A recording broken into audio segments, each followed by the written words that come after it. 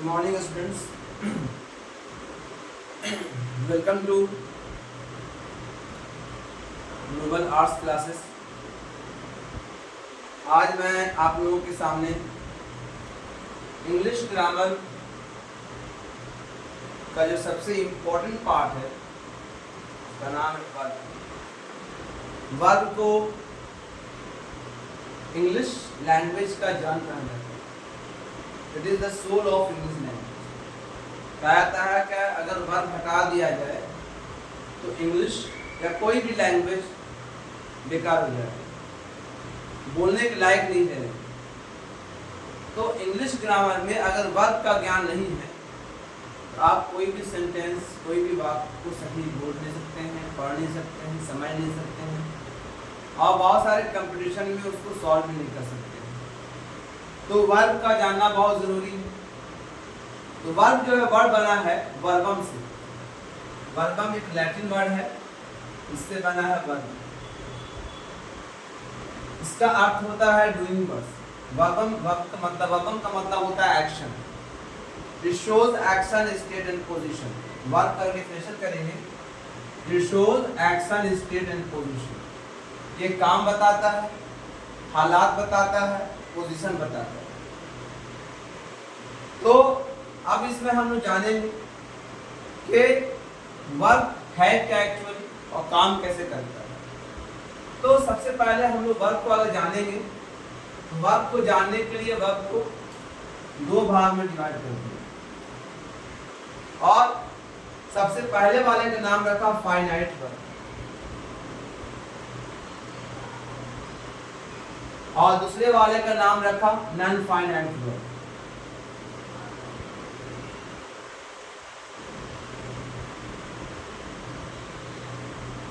Finite verb में जो होता है, इसमें आप बोल सकते हैं कि इसमें एक मेन वर्ब होता है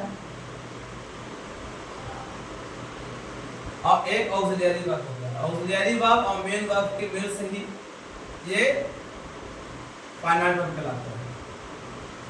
फाइनाइट वर्ब का कई इस्तेमाल है, जैसे कि टेंस बनाने में, वॉइस बनाने में, ट्रांसफॉर्मेशन, सेंटेंस का ट्रांसफॉर्मेशन करने में, क्या है, निगेटिव इंट्रोगेटिव करने में, ये सब जो है फाइनाइट वर्ब पर होता है। तो finite verb is that verb which help to make the sentences meaningful sentences. Finite verb is that verb which help to make the meaningful sentences, which help to make the tense, voice, transformations, ये सब इसे बताने में मदद करता है। ये sentence के मूड को बताता है, सेंटेंस के मीनिंग को बताता है। तो फाइनाइट वर्ब एक बड़ा रोल अदा करता है। अब फाइनाइट वर्ब जो होता है, इसको दो भाग में डिवाइड कर दिया। एक का नाम रखा ऑक्सिलरी वर्ब और एक का नाम रखा आपका मेन वर्ब,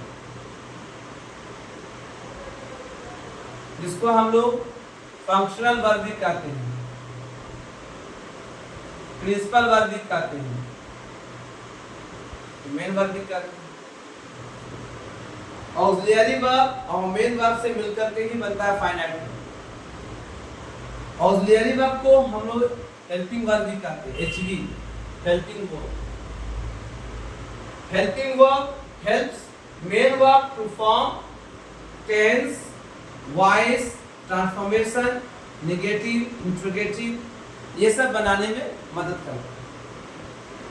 तो फाइनाइट वर्ब के बिना टेंस का निर्माण नहीं होता, सेंटेंस का निर्माण नहीं होता। तो ये बहुत इंपॉर्टेंट है। अब आइए ऑक्सिलरी वर्ब क्या होता है। तो ऑक्सिलरी वर्ब को समझने के लिए हम इसको पांच भाग में डिवाइड करें। कुल कितने ऑक्सिलरी वर्ब है? 27। पूरे ग्रामर में ऑक्सिलरी वर्ब कितने हैं? 27 ऑक्सिलरी वर्ब। तो एक होता है आपका बी वर्ब। क्या होता है? B verb.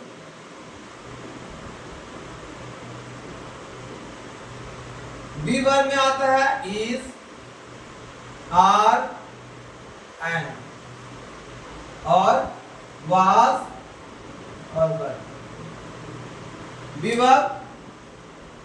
क्या आता है? इज, आर, एम, वाज, वर, यानी बी वर्ब में 5 है। ये प्रोग्रेसिव टेंस बनाता है, यानी इम्परफेक्ट टेंस बनाता है। ये सेंटेंस को इम्परफेक्ट बनाता है, मतलब काम चल रहा है, काम जारी है। जैसे I am going to school, we are learning English, तो इसे बना रहे हैं हम लोग, ये बी वर्ब से होता है।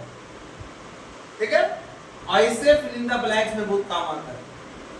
दूसरा होता है डू वर्ब। डू वर्ब में दो होता है, डू, डज और डू। ये आता है इंडेफिनिट टेंस। जितने भी इंडेफिनिट टेंस हैं इससे बनता है, जब इसका नेगेटिव करेंगे, और ये इंडेफिनिट टेंस के नेगेटिव बनाने में काम आता है। इसको हम लोग डमिंग डू भी कहते हैं। डमिंग डू मतलब छिपा हुआ डू। जब ये नेगेटिव इंटरवेटिव होता है तब इसको लाते हैं। तो डू वर्ब की संख्या कितनी हो गई? 3। तो 5 3 8। उसके बाद होता है हैव वर्ब। हैव वर्ब जो होता है ये होता है आपके 3 होता है, हैज, हैव और हैव, ये 3 है। इसे हम लोग परफेक्ट टेंस बनाते हैं। Present perfect, past perfect, future perfect tense बनाते हैं। जैसे आई हैव ईटन, मैं खा चुका हूँ। आई हैव कॉल्ड यू, मैंने आपको बुलाया है। ही हैड कॉल्ड यू, उसने आपको बुलाया था। तो ये परफेक्ट टेंस बनता है। उसके बाद जो आता है, अगला जो आता है, उसको बोलते हैं मॉडल वर्ब। मॉडल वर्ब कितने होते हैं? 13। इसमें क्या होता है? शैल, विल, ये बताता है फ्यूचर। ठीक है, शुड, ये बताता है ऑब्लिगेशन। कुड, ये बताता है पॉसिबिलिटी, एबिलिटी या पॉसिबिलिटी। ये होता है कैन, कैन बताता है एबिलिटी। हो गया। वुड, ये बताता है डाउट।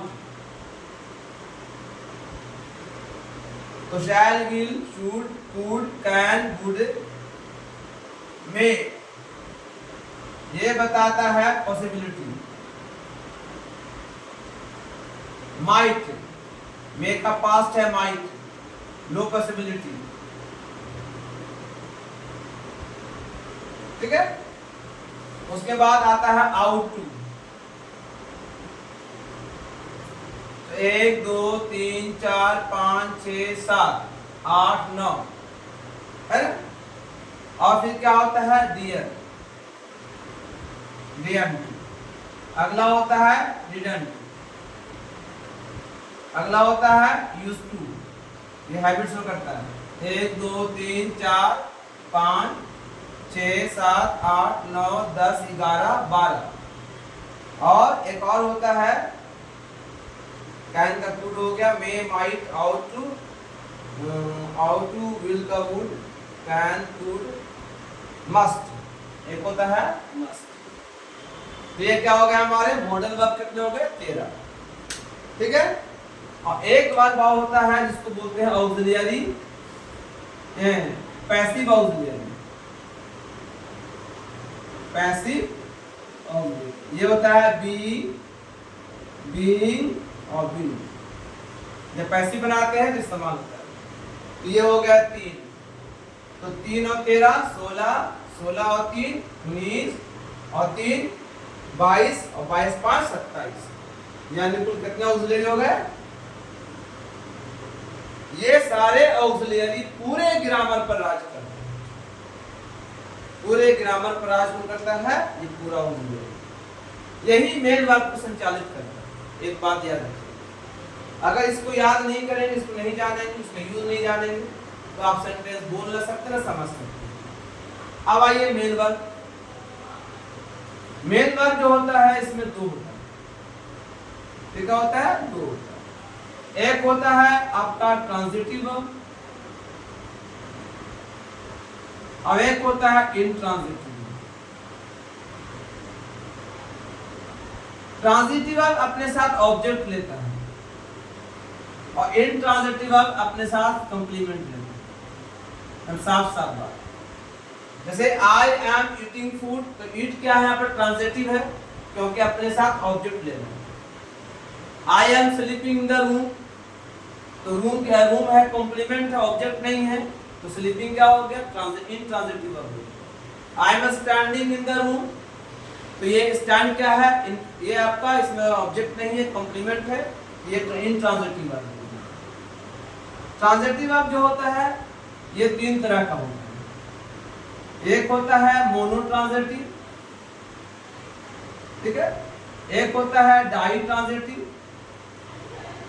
एक होता है कॉम्प्लेक्स ट्रांजिटिव, ठीक है, एक और होता है सेमी ट्रांजिटिव, बाद में पढ़ना है, बताएंगे सेमी ट्रांजिटिव क्या होता है, ठीक है। तो मोनो में एक ऑब्जेक्ट लगता है, डाई में दो लगता है ना, कॉम्प्लेक्स में एक ऑब्जेक्ट और कंप्लीमेंट होता है, और सेमी ट्रांजिटिव वो जो है कभी ट्रांजिटिव बन जाता है, कभी इंट्रांजिटिव बन जाता है, तो उसी को बोलते हैं सेमी ट्रांजिटिव। तो ट्रांजिटिव वर्ब इसके साथ ऑब्जेक्ट है, आई एम ईटिंग फूड, तो मोनो ट्रांजिटिव। देखिए आई गेव यू पेन, मैंने आपको कलम दिया, जैसे मैंने कहा I gave you pen, I gave you a pen, तो आपने देखा यहाँ पर दो ऑब्जेक्ट है, एक है आपका डीओ, ये डीओ है, आई गेव मैंने दिया, पहला सवाल था क्या दिया, तो पेन दिया, और किसको दिया, यू को दिया, तो यू हो गया आई डीओ, दो ऑब्जेक्ट हो गया, दो ऑब्जेक्ट हो गया तो नाम दिया इसका डाई ट्रांजिटिव। और एक होता है कॉम्प्लेक्स ट्रांजिटिव, कॉम्प्लेक्स में जो हुआ इसमें ऑब्जेक्ट और कंप्लीमेंट दोनों हो जाए, इसमें आई gave you a pain in the classroom, in the classroom मैंने क्लास में दिया था, तो यहाँ पर क्या हो गया, यहाँ पर कॉम्प्लेक्स ट्रांजिटिव। ये हो गया आपका, ये हो गया फाइनाइट वर्ब का डेफिनेशन, ये पूरा ये आपको। उसके बाद हो गया आपका non finite verb. Non finite verb में तीन आता है, एक होता है पार्टिसिपल, एक होता है इंफिनिटी, और एक होता है जीरंडी। हम फाइनाइट वर्ब को, नॉन फाइनाइट वर्ब को हम लोग वर्बल नाउन भी कह सकते हैं। ये एक्चुअली होता है वर्ब, वर्बल नाउन, ये एक्चुअली होता है वर्ब, लेकिन काम करता है नाउन की तरह, काम करता है सब्जेक्ट की तरह, काम करता है ऑब्जेक्ट की तरह, काम कर रहा है, करता है एडजेक्टिव की तरह, है ना, इसी से नाम दे दिया वर्बल नाउन, है ना, ठीक है। जैसे कि हम बोलते हैं पार्टिसिपल देते हैं, यार पार्टिसिपल को हम देखते हैं, पार्टिसिपल होता है प्रेजेंट पार्टिसिपल होता है, पास्ट पार्टिसिपल होता है, परफेक्ट पार्टिसिपल होता है। तो प्रेजेंट पार्टिसिपल को लेते हैं, इसे बोलते हैं वॉकिंग स्टिक, वॉकिंग स्टिक, तो वॉकिंग आईएनजी लग गया, स्टिक में छड़ी, लेकिन नाम क्या आ गया, टहलने वाली छड़ी, जो बुढ़ा लोग करते हैं वॉकिंग स्टिक, तो आईएनजी है, वर्ब है, लेकिन काम क्या कर रहा है, एडजेक्टिव का। जैसे ब्रोकन चेयर, टूटी हुई कुर्सी, तो एडजेक्टिव बता रहा है, ठीक है। इसे बोलते हैं I saw a running cat on the road, मैंने देखा एक दौड़ती हुई बिल्ली रोड पर, तो रनिंग क्या हो गया, आईएनजी फॉर्म है, लेकिन कैट को क्या कर रहा है, वो डिफाइन कर रहा है, कैट को तारीफ कर रहा है, एडजेक्टिव बता रहा है, तो इस तरह से हो गया ये नॉन फाइनाइट वर्ब है। इंफिनिटिव का भी इस्तेमाल से होता है, इसे बोलते हैं टू इर इज ह्यूमन बीइंग, गलती करना इंसान की खासियत है, इर का मतलब गलती करना होता है, हाँ टू इर लग गया, इंफिनिटिव है वर्ब, काम कर रहा सब्जेक्ट, इसे बोलते हैं जीरन, है ना। Walking is an exercise, walking क्या आईएनजी फॉर्म है, काम कर रहा वर्ब, काम कर रहा सब्जेक्ट का, इस तरह से हम लोग उसको पढ़ते हैं।